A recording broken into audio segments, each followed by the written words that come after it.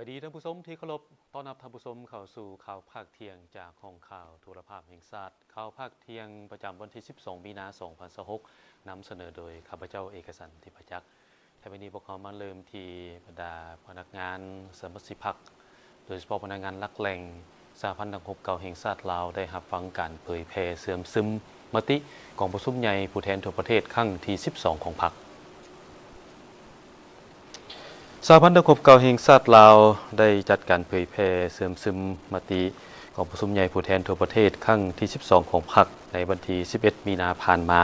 โดยการเป็นประธานของพลโทแสงนวลสัญราชเลขาคณะบริหารงานพรรคประธานสหพันธ์นักรบเก่าแห่งชาติลาวซึ่งท่านได้กล่าวว่ากองประชุมใหญ่ผู้แทนทั่วประเทศครั้งที่12ของพรรคถือได้ว่าเป็นเหตุการณ์การเมืองที่มีความหมายสำคัญอีกบั้นหนึ่งที่บันทึกไว้ในหน้าประวัติศาสตร์ของพรรคและของชาติลาวเป็นการยั่งยืนถึงความสามัคคีเป็นเอกภาพสูงและความรับผิดชอบของทั่วพรรคซึ่งพรรคเฮาได้ตกลงปัญหาสำคัญและเป็นพื้นฐานของพรรคของการปฏิบัติในระยะใหม่ก็คือเส้นทางเดินของประเทศชาติในสุปีต่อหน้าเป็นต้นแม่นกำหนดแนวทางนโยบายและแผนปฏิบัติงานของพรรคและประเทศชาติใน5ปีต่อหน้ายุทธศาสตร์พัฒนา10ปีกำหนดวิสัยทัศน์ฮอดปี2055เพื่อสืบต่อยู่แห่งการผันขยายแนวทางการเปลี่ยนแปลงใหม่ของพรรคสู่เรื่องเลิกต่อไปสร้างบรรดาปัจจัยการบูรณะระบอบประชาธิปไตยประชาชนลาวก้าวขึ้นสู่สังคมนิยมกองประชุมครั้งนี้พลโทวงศ์คำพรหมกรรองประธานสหพันธ์นักรบเก่าแห่งชาติลาวได้เผยแพร่เนื้อในจิตใจเอกสารที่สำคัญของชาติเป็นต้นแม่นโครงการการเมืองฉบับที่3ของพรรคห่างรายงานการเมืองมติของประชุมใหญ่ผู้แทนทั่วประเทศครั้งที่12ของพรรคและแผนพัฒนาเศรษฐกิจสังคมแห่งชาติ5ปีครั้งที่10ก็คือปี2026-2030และรับประกันเสถียรภาพด้านการเมืองอย่างนักแน่นสังคมมีความสงบมีความสามัคคีเป็นปึกแผ่นในทั่วปวงชนเอกราช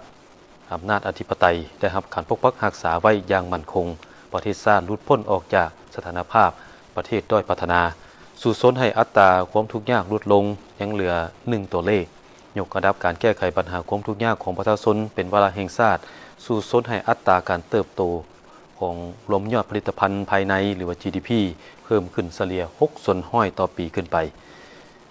สปป.ลาวเคลื่อนไหวเวียกงานการต่างประเทศอย่างเป็นเจ้าการได้รับการเชื่อมั่นจากเพื่อนมิตรสากลและสืบต่อเหตุให้ลาวเฮามีบทบาทพ้นเด่นขึ้นในเวทีสากลการซึมเอกสารของผู้สุมใหญ่ของพรรคครั้งนี้เป็นการสืบต่อบุกทะลุด้านจินตนาการยกสูงลักมั่นการเมืองความเด็ดเดียวแนวแน่นพร้อมทั้งเป็นการต้านและแก้ไขทัศนะพิษเขียวต่างๆลัทธิคำผีกุนจักรักษาความสามัคคีภายในพรรคให้บรรดาสหายนับตั้งแต่คณะบริหารงานพรรคคณะประจำพรรคคณะหน่วยพรรคตลอดฮอดสมาชิกพรรคอยู่สหพันธ์นักรบเก่าแห่งชาติทุกสหายได้กำแน่นแนวทางของพรรค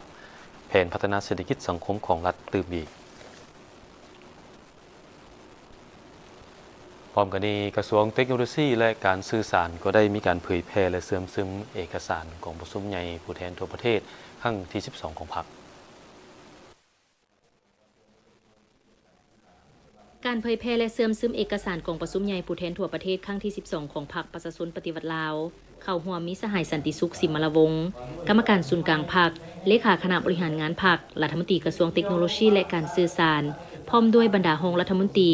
ห้องการกรมศูนย์สถาบันและบริษัทตลอดฮอดพนักงานเอกสารที่นำมาเผยแพร่ครั้งนี้ประกอบมีผ่านเนื้อในโครงการการเมืองของพรรคและผ่านรายงานการเมืองต่อกองประชุมใหญ่ครั้งที่12ของพรรคประชาชนปฏิวัติลาวโดยสหายแก้ววิสุขโสรพลห้องเลขาคณะบริหารงานพรรคห้องรัฐมนตรีกระทรวงเทคโนโลยีและการสื่อสารผ่านแผนพัฒนาเศรษฐกิจสังคมแห่งชาติ5ปีครั้งที่10 2026-2030โดยสหายไสสนะสิทธิพรกรรมการประจำพรรคห้องรัฐมนตรีกระทรวงเทคโนโลยีและการสื่อสารและผ่านมติกองประชุมใหญ่ผู้แทนทั่วประเทศครั้งที่12ของพรรคประชาชนปฏิวัติลาวโดยสหายไซลือซาอินทรีเสียงใหม่กรรมการประจำพรรคประธานกฎกาพรรคห้องรัฐมนตรีกระทรวงเทคโนโลยีและการสื่อสารการซึมครั้งนี้แม้นเพื่อสร้างความเป็นเอกภาพด้านแนวคิดให้พนักงานและสมาชิกพรรคทั่วกระทรวงเทคโนโลยีและการสื่อสารกำแน่นเนื้อในจิตใจและหลักการของพรรคอย่างถูกต้องและเป็นเอกภาพเพื่อยกสูงสติปัญญาและความรับผิดชอบ สุกยู่ให้พนักงานนำเอาบทเรียนและทิศทางของพรรคไปหมุนไส้ในการปรับปรุงแบบแผนวิธีเฮ็ดเวียกให้มีประสิทธิภาพสูงขึ้นเพื่อพันขยายมติของพรรคหันเอาเอกสารสำคัญต่างๆมาเป็นแผนงานและโครงการละเอียดเพื่อหาประกันให้การจัดตั้งปฏิบัติเวียกงานภายในบรรลุตามคาดหมายที่วางไว้เพื่อสร้างพนักงานที่ดีเน้นสร้างบุคลากรที่มีคุณสมบัติศีลธรรมปฏิบัติมีความรู้ความสามารถและเป็นแบบอย่างที่ดีให้แก่มหาชนในพิธีดังกล่าวได้ประกาศแต่งตั้งพนักงานนำพาคุ้มครองจำนวนหนึ่งและได้มอบมติตกลงการอนุมัติสั่งตั้งคณะพักรากฐานบริษัทไปรษณีย์ลาวจำกัดประกอบมี3หน่วยพักที่ขึ้นกับคณะพักรากฐานมีหน่วยพักบริหารหน่วยพักเศรษฐกิจและหน่วยพักวิชาการไปต่อที่คณะกวดการศูนย์กลางพรรคได้มอบรับบัตรสมาชิกพรรคสุดที่6และใบยั่งยืนหน่วยพรรคปลอดภัยเข้มแข็งนักแน่นประจำปี 2025 พิธีมอบรับบัตรสมาชิกพรรคสุดที่6และใบยั่งยืนหน่วยพรรคปลอดภัยเข้มแข็งนักแน่นประจำปี 2025 จัดขึ้นวันที่ 11 มีนาคมมาภายใต้การเป็นประธานของสหายวันไซพ้องสวรรค์กรรมการกรมการเมืองศูนย์กลางพรรคคณะเลขาธิการศูนย์กลางพรรคเลขาคณะพรรคคณะกวดการศูนย์กลางพรรคประธานคณะกวดการศูนย์กลางพรรคมีบรรดาสหายห้องประธานคณะประจำพรรคพร้อมด้วยพนักงานสมาชิกพรรคภายในคณะกวดการศูนย์กลางพรรคเข้าร่วมในพิธีสหายไพวันพรหมแสงห้องหัวหน้ากรมจัดตั้งพนักงานได้ผ่านมติตกลงว่าด้วยการรับรองออกบัตรให้สมาชิกพรรคสมบูรณ์ภายในองค์คณะพรรคคณะกวดการศูนย์กลางพรรคและองค์การกวดการแห่งรัฐครั้งที่6พร้อมนั้นได้ผ่านบทสรุปการก่อสร้างหน่วยพรรคปลอดภัยเข้มแข็งนักแน่นประจำปี 2025 และทิศทางแผนการปี 2026 ของคณะพรรคคณะกวดการศูนย์กลางพรรคผ่านมติตกลงของคณะประจำพรรคคณะกวดการศูนย์กลางพรรคว่าด้วยการรับรองก่อสร้างหน่วยพรรคปลอดภัยเข้มแข็งนักแน่นประจำปี 2025 ลงวันที่ 26 มกราคม 2026 ได้รับรองหน่วยพรรคปลอดภัยเข้มแข็งนักแน่นประจำปี 2025 ที่ขึ้นกับองค์คณะพรรคคณะกวดการศูนย์กลางพรรคจำนวน3หน่วยพรรคคือหน่วยพรรคกลุ่มค้นคว้าและวารสารกวดการหน่วยพรรคกลุ่มกวดการรัฐและหน่วยพรรคกลุ่มพัวพันต่างประเทศรับรองหน่วยพรรคเป็นหน่วยพรรคประเภทแข็งประเภทกลางและอ่อนคือหน่วยพรรคประเภทแข็งมี2หน่วยพรรคหน่วยพรรคประเภทกลางมี3หน่วยพรรคหน่วยพรรคอ่อนมี1หน่วยพรรคจากนั้นได้ผ่านมติตกลงของคณะประจำพรรคคณะกวดการศูนย์กลางพรรคว่าด้วยการรับรองแผนการก่อสร้างหน่วยพรรคปลอดภัยเข้มแข็งนักแน่นประจำปี 2026 ลงวันที่ 27 มกราคม 2026 พร้อมนั้นบรรดาหน่วยพรรคได้จับมือแข่งขันจัดตั้งปฏิบัติแผนการก่อสร้างหน่วยพรรคปลอดภัยเข้มแข็งนักแน่นจากนั้นสหายคำสุขอ้อยยวงศ์ห้องประธานคณะกวดการศูนย์กลางพรรคได้ผ่าน2ข้อตกลงว่าด้วยการแต่งตั้งหัวหน้ากลุ่มจำนวนหนึ่งในตอนท้ายพิธีสหายวันไซพ้องสวรรค์ได้ให้ทิศชี้นำโดยเฉพาะเกี่ยวกับการก่อสร้างหน่วยพรรคปลอดภัยเข้มแข็งนักแน่นบรรดาหน่วยพรรคสมาชิกพรรคแต่ละหน่วยต้องมีแผนการในการจัดตั้งปฏิบัติและเพิ่มทวีในการชี้นำพาคณะหน่วยพรรคต้องได้เอาใจใส่ศึกษาอบรมทางด้านการเมืองแนวคิดให้สมาชิกพรรคพนักงานรัฐกรให้มีทัศนะรักมั่นการเมืองนักแน่นกำแน่นแนวทางนโยบายปฏิบัติตามมติคำสั่งกฎระเบียบของพรรคกฎหมายและระเบียบการต่างๆของรัฐมีคุณสมบัติศีลธรรมปฏิบัติและมีแบบแผนดำรงชีวิตที่ดีมีความรับผิดชอบในการปฏิบัติหน้าที่เวียกงานที่ได้รับมอบหมายมีสติต่อการจัดตั้งต่อกฎหมายและระเบียบการต่างๆของรัฐให้เข้มงวดเพิ่มทวีนำพาชี้นำและเป็นแบบอย่างน้ำหน้าของคณะหน่วยพรรคยกสูงหัวคิดประดิษฐ์สร้างแนวคิดริเริ่มและตื่นตัวในการปฏิบัติหน้าที่การเมืองให้มีประสิทธิภาพและประสิทธิผลสูงขึ้นกว่าเก่าพร้อมกันจัดตั้งปฏิบัติเวียกงานต่างๆตามพระราชบทบาทให้มีประสิทธิภาพและประสิทธิผลสูงมาต่อที่โฆษกรัฐบาลและห้องรัฐมนตรีกระทรวงอุตสาหกรรมและการค้าได้แถลงข่าวเกี่ยวกับสภาพการสนองน้ำมันอยู่สาธารณรัฐประชาธิปไตยประชาชนลาวพ่อแม่พี่น้องประชาชนลาวในทั่วประเทศ ในวันที่ 11 มีนาคม 2026 ที่ห้องว่าการสำนักงานนายกรัฐมนตรีท่านสอนไซสิทธิพไซรัฐมนตรีประจำสำนักงานนายกรัฐมนตรีโฆษกรัฐบาลพร้อมด้วยท่านจันทบูรณ์สุขอรุณรองรัฐมนตรีกระทรวงอุตสาหกรรมและการค้าได้แถลงข่าวต่อสื่อมวลชนเกี่ยวกับสภาพการสนองน้ำมันเชื้อไฟให้สังคมได้สวมใส่ในทั่วประเทศทราบว่า จากสภาพความบ่สงบที่เกิดขึ้นอยู่เขตตะวันออกกลางซึ่งเป็นเขตบรรดาประเทศที่ผลิตและส่งออกน้ำมันเชื้อไฟรายใหญ่ของโลกนับแต่ท้ายเดือนกุมภาพันธ์ 2026 ถึงปัจจุบันได้เฮ็ดให้การผลิตและส่งออกน้ำมันเชื้อไฟจากแหล่งดังกล่าวมีความจำกัดและส่งผลกระทบต่อหลายประเทศทั่วโลกรวมทั้งสาธารณรัฐประชาธิปไตยประชาชนลาวอย่างหลีกเลี่ยงบ่ได้โดยเฉพาะราคาน้ำมันเชื้อไฟที่เพิ่มสูงขึ้นและปริมาณความสามารถนำเข้าน้ำมันที่มีท่าเอียงลดลงถ้าหากสภาพดังกล่าวยังสืบต่อแก่ยาวก็จะส่งผลกระทบหลายด้านต่อเศรษฐกิจสังคมรวมทั้งการปฏิบัติคาดหมายต่างๆที่กำหนดไว้ในแผนพัฒนาเศรษฐกิจสังคมแห่งชาติต่อสภาพการดังกล่าวรัฐบาลบ่ได้นิ่งเฉยโดยได้สมทบกับองค์การปกครองทุกขั้นเอาใจใส่ติดตามและเฝ้าระวังอย่างใกล้ชิดเพื่อนำน้ำมันมาสนองให้แก่สังคมและโครงการพัฒนาต่างๆได้โดยพื้นฐานและพยายามบ่ให้เกิดสภาพการขาดแคลนน้ำมันที่ผ่านมาบางปั๊มแม่นน้ำมันขาดสัวขาวย้อนการขนส่งจากสางหาปั๊มบ่ทวงทันพร้อมกันนั้นก็ได้สมทบกับบรรดาประเทศอ้อมข้างที่มีกลไกการร่วมมือกันมาก่อนแล้วเพื่อรับมือกับสภาพการที่อาจเกิดขึ้นถึงแม้นว่าราคาจะเพิ่มขึ้นก็ตามปัจจุบันขอยืนยันว่าการสนองน้ำมันภายในประเทศแม้นยังอยู่ในเกณฑ์ที่สามารถควบคุมได้และยังมีปริมาณสำรองที่เพียงพอสำหรับการสมไส้ในระยะหนึ่งการนำเข้าจากต่างประเทศสามารถสนองค่อนข้างได้ปกติที่สำคัญรัฐบาลได้มีมาตรการฉุกเฉินและเฉพาะหน้าเป็นต้นระยะ1หา30วันระยะ3หา12เดือนไว้แล้วซึ่งบรรดามาตรการดังกล่าวอาจต้องได้ปรับปรุงให้ละเอียดและแทดเหมาะกับการผันแปรของสภาพการในแต่ละวันทั้งจะได้สืบต่อติดตามและวางมาตรการแก้ไขปัญหาต่างๆในต่อหน้าอย่างรอบคอบหัดกุมและทันกับสภาพการปัจจุบันขอยั่งยืนว่าการสนองน้ำมันภายในประเทศแม้นยังอยู่ในเกณฑ์ที่สามารถคุ้มครองได้และยังมีปริมาณสำรองที่เพียงพอสำหรับการสมไส้ในระยะหนึ่งการนำเข้าจากต่างประเทศสามารถสนองค่อนข้างได้เป็นปกติที่สำคัญรัฐบาลได้มีมาตรการฉุกเฉินและเฉพาะหน้าเป็นต้นระยะ1หา30วันระยะ3เดือนหา12เดือนไว้แล้วซึ่งบรรดามาตรการดังกล่าวอาจต้องได้ปรับปรุงให้ละเอียดและแทดเหมาะกับการผันแปรของสภาพการในแต่ละวันทั้งจะได้สืบต่อติดตามและวางมาตรการแก้ไขปัญหาต่างๆในต่อหน้าอย่างรอบคอบรัดกุมและทันกับสภาพการในโอกาสนี้โฆษกรัฐบาลและทานรองรัฐมนตรี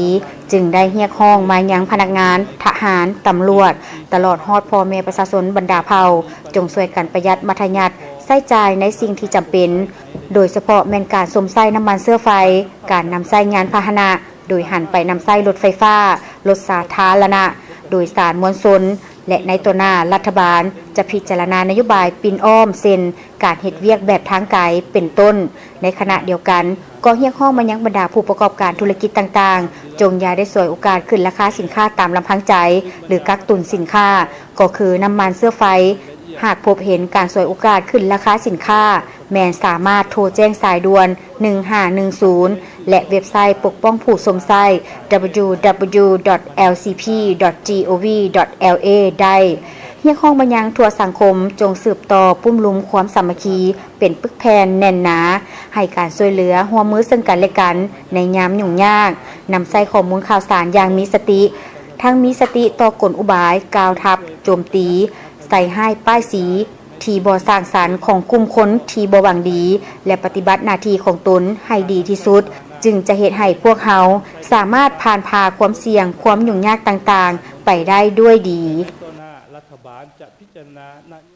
พวกเขายังมีข่าวท้องถิ่นอีกจำนวนหนึ่งที่น่าสนใจไปที่แขวงอัตตปือได้มีพิธีมอบรับเงินนโยบายต่อพนักงานอาวุโสที่เหตุการณ์ปฏิบัติชาติประชาธิปไตยตามลำดับ57ทับลบลงวันที่27มกราคม2025ประจำปี2025ในโอกาสดังกล่าวทานนางพรมณีเขียนไสยวงศ์กรรมการพรรคแขวงหัวหน้าแผนกแรงงานและสวัสดิการสังคมแขวงอัตตปือได้ขึ้นรายงานถึงจุดประสงค์และความหมายของการจัดพิธีก็เพื่อเป็นการย่องย่อและสำนึกในบุญคุณของบรรดาพนักงานอาวุโส ที่ได้เสียสละแห่งกายแห่งใจและเสียสละชีวิตเพื่อการต่อสู้ปลดปล่อยชาติและปกป้องประเทศชาติจนประเทศชาติได้รับเอกราชและพัฒนาประเทศชาติโดยการปฏิบัตินโยบายเตปี 2000-2025 มีจำนวนผู้ห้องโคนโยบายทั้งหมด 8,680 ทาน สามารถปฏิบัติได้ 2,433 ทานยังบ่ทันได้ปฏิบัติได้ในทั่วแขวงอัตตปือมี 6,208 ทานยิ่ง 1,540 ทานเป็นเงินทั้งหมด96ตื่อ393ล้านกว่ากีบในปี2025กระทรวงได้อนุมัติเงินนโยบายตามลำดับ57ทับโลโบประจำปี2025นี้มี2ระยะคือนโยบายอุดหนุนเทื่อเดียวผู้ที่ยังมีชีวิตจำนวน 1,945 ทานเป็นเงิน33ตื่อ290ล้านกว่ากีบนโยบายอุดหนุนเสียสละชีวิตในสนามรบ282ทานเป็นเงิน5ตื่อ726ล้านกว่ากีบระยะที่1มี5,044 ทานในนั้นนอนใน54ปีขึ้นหลังมี40ทานสามารถปฏิบัติได้ 2,433 ทานเป็นเงิน43ตื่อ633ล้านกว่ากีบระยะที่2ผู้ที่เขากันเตปี 1955 ปี 1974 เป้าหมายที่ยังบ่ทันได้รับการแก้ไขจำนวนทั้งหมด 3,976 ทานเป็นจำนวนเงิน57ตื่อ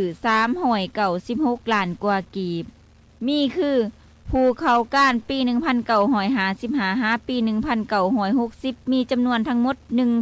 1,690 ทานเป็นเงินจำนวน28ตื่อ263ล้านกว่ากีบซึ่งมี2นโยบายมีอุดหนุนเทื่อเดียวผู้เสียสละชีวิต310ทานเป็นเงินจำนวน5ตื่อ935ล้านกว่ากีบอุดหนุนเทื่อเดียวผู้ยังมีชีวิตจำนวน 1,380 ทานเป็นเงิน22ตื่อ318ล้านกว่ากีบ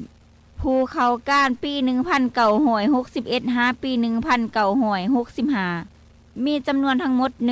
1,189 ทานเป็นเงินจำนวน15ตื่อ216ล้านกว่ากีบซึ่งมี2นโยบายคือ